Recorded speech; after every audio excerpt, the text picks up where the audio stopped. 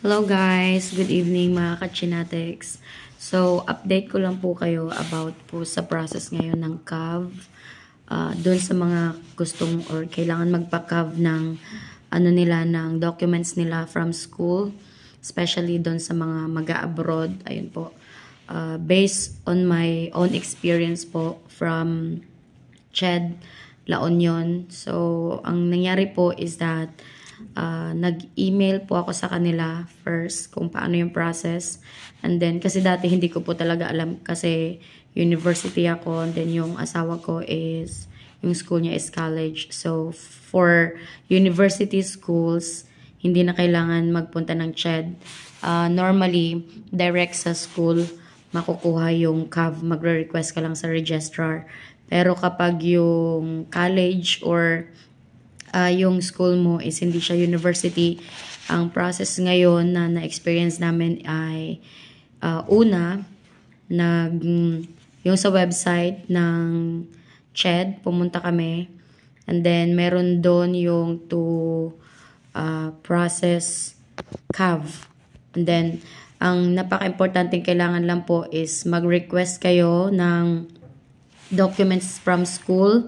Una is TOR, then diploma. Make sure na may certified true copy po yung TOR tsaka diploma. I-photocopy nyo, dalhin nyo sa school, and then tatatakan nila na certified true copy. And then, hingi din po kayo ng endorsement letter from your school. And then, after nun, kapag meron ka na nung tatlong napaka-importanting documents, i-upload mo siya online doon sa website ng CHED.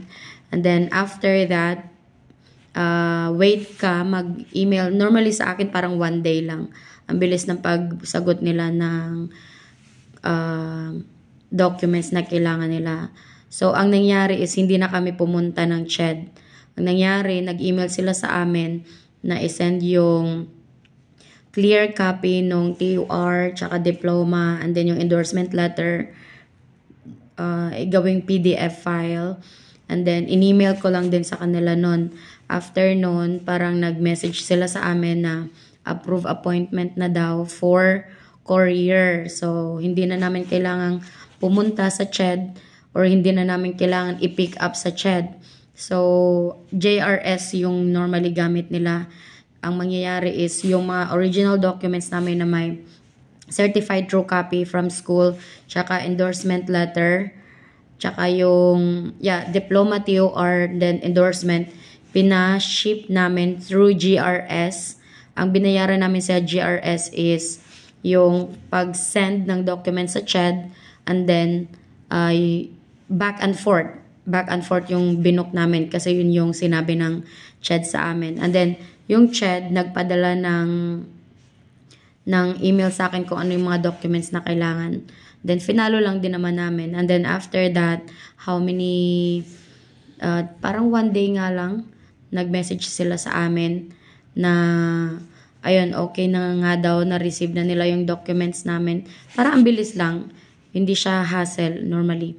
So, ayun, yung documents, ibabalik lang din nila sa inyo gamit yung JRS na binayaran nyo na back and forth. Ayun po. So, yun lamang po at maraming salamat.